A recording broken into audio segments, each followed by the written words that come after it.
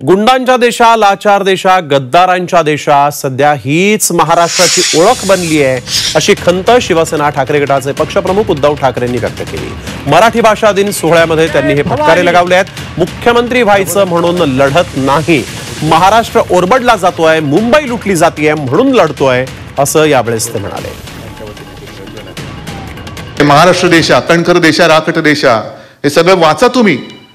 ते वाचल्यावरती अंगावरती रोमांच उभे राहते की अरे आपला महाराष्ट्र काय आहे, कणखर आहे, दगडांच्या देशा, फुलांच्या देशा, सगळं आहे, साधू संतांचा आहे।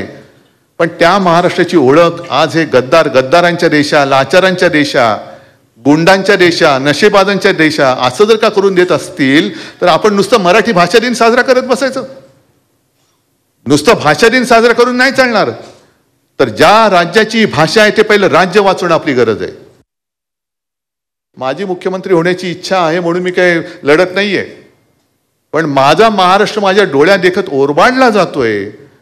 आणि ज्या संयुक्त महाराष्ट्राच्या चळवळीमध्ये माझे आजोबा होते अग्रणी, पहिल्या 5 नेत्यांमध्ये माझे आजोबा होते, त्यांच्यासोबत माझे वडील आणि माझे काका म्हणजे माझं घराणं त्या लढत उतरलेलं असताना त्या घराण्यात मी जन्म घेऊन माझ्या डोळ्यात देखत मुंबई लुटली जात असेल, महाराष्ट्र ओरबाडला जात असेल तर मी काय त्यांच्या पालख्या व्हायला जाऊ?